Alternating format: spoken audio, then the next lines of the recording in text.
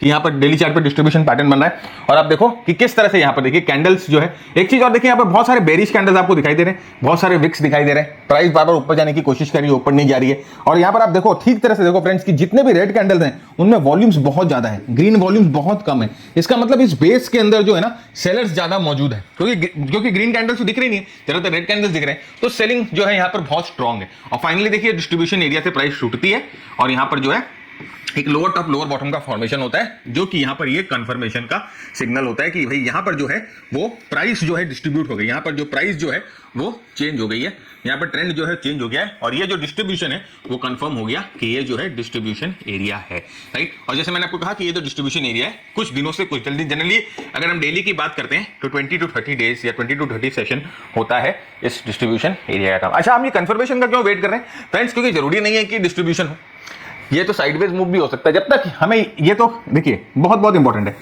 हम जो भी पैटर्न्स की बात करते हैं, हम जो भी इंडिकेटर्स की बात करते हैं, हम जो भी सेटअप की बात करते हैं, वो एक एविडेंस होता है।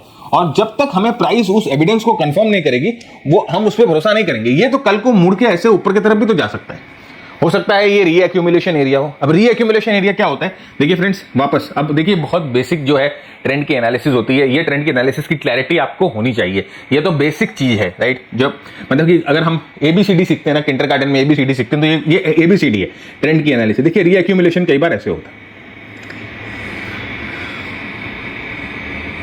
तो ये देखिए ये है जो हम बोलते हैं एक्यूमुलेशन जोन, और ये एक्यूमुलेशन जोन ये मार्कअप फेज है, मार्कअप फेज, इसे हम मार्कअप फेज बोलते हैं, जहां पर पार्टिसिपेशन होती है। इस मार्कअप फेज के दौरान अगर आप देखोगे यहां पर जो छोटे छोटे रीएक्यूमुलेशन फेज होते हैं, ये रीएक्यूमुलेशन फेज होते हैं। उसके बाद ये बड़ा जो डिस्ट्रीब्यूशन फेज आता है, उसके बाद मार्कडाउन फेज में भी ना रीडिस्ट्रीब्यूशन फेज आते हैं। तो ये हो सकता है कि भाई ये रीएक्यूमुलेशन फेज है, तो ये रीएक्यूमुलेशन फेज है कि नहीं है उसका कंफर्मेशन जो होगा वो अगर ऊपर की तरफ ब्रेकआउट होता है तो ये रीएक्यूमुलेशन फेज होता है, लेकिन नीचे की तरफ ब्रेकआउट होकर अगर ये लोअर टॉप लोअर बॉटम बनाकर ये स्विंग को तोड़ देता है तो ये जो है डिस्ट्रीब्यूशन का कंफर्मेशन हो जाता है। तो इसलिए बहुत बहुत इंपॉर्टेंट है कि हमें कंफर्मेशन चाहिए। तो this is the distribution pattern, ये है डिस्ट्रीब्यूशन पैटर्न, राइट। यहाँ पर देखिए और भी बहुत, अब ये अर्ली चार्ट पे देखिए, अर्ली चार्ट पे अगर आप देखोगे निफ्टी के अर्ली चार्ट पे भी ये आपको डिस्ट्रीब्यूशन दिखाई दे रहा है। देखिए वॉल्यूम्स देखिए फ्रेंड्स, आपको सीधा सीधा है एक ही चीज, ये सेटअप, ये जब सेटअप बन रहा है, ये जब साइडवेज मूव आ रही है उसके समय आपको वॉल्यूम्स देखना है कि वॉल्यूम्स कैसे है।